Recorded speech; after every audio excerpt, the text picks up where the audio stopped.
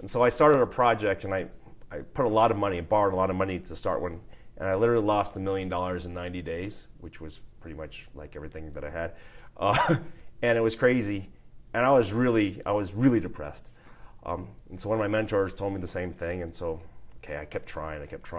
And then it turned to be one of the most profitable things ever. And I was like, I want to share that. So I made a video sharing that story. So someone sent me an Instagram direct message, and the guy said, my child had gotten a terminal diagnosis of cancer, and we didn't have medical insurance, and we went bankrupt. And then my wife left me because I started doing dumb things, maybe that weren't healthy.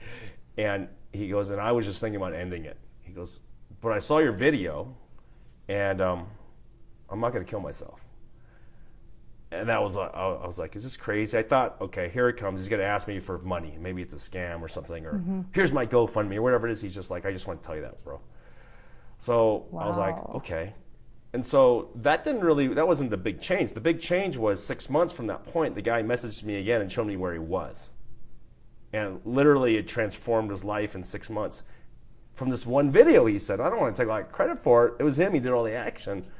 But I was like, wait, this maybe can make a difference in lives. So I started pumping out more of these Instagram and Facebook videos and those kind of things, and realized, and then now weekly I get dozens of letters like this. And so I'm like, this can change a lot of lives with the internet now, and social media. I mean, how many lives can we save? I'm not some miracle person. I'm just sharing an experience, been rock bottom, and just sharing the psychology of getting out of that. Because I think a lot of people now, with suicide rates so high now, if you can give people a glimmer of not just hope, but actionable items that they can do to fix themselves, right, to get their life back on track, that feels good. How did you learn that psychology? Because you were at rock bottom and you healed yourself. I mean, how did you know how to do that? Example from my dad, right, who's lost everything multiple times and come back from that. But other mentors. And all successful mentors, at least that I've had, that are very successful, have typically hit some sort of very low point and have thought about just being done with life. And they didn't, they're still here, right? And they share that with me. So, that goes back thousands of years, right? Right. And I think it's our obligation if something has helped us make it through it, it's our obligation to pay it forward and share that at least. Do you feel like we could kind of change the world if every single person paid it forward after they healed themselves?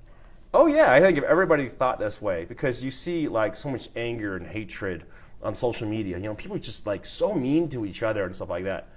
But it's what a waste of energy. I mean, my thought is we have a certain amount of energy that we're gifted every day, and we're using that energy to do something constructive to help other people get better, or we're using it to cause negative emotions and hate. And if literally it's like planting a seed.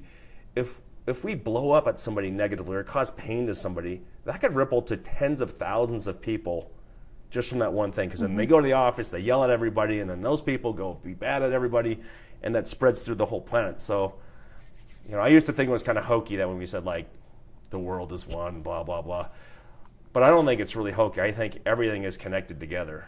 And really, if everybody would just take this much effort every day to try to heal someone's pain, that's going to definitely have a ripple effect, and it can change the whole planet.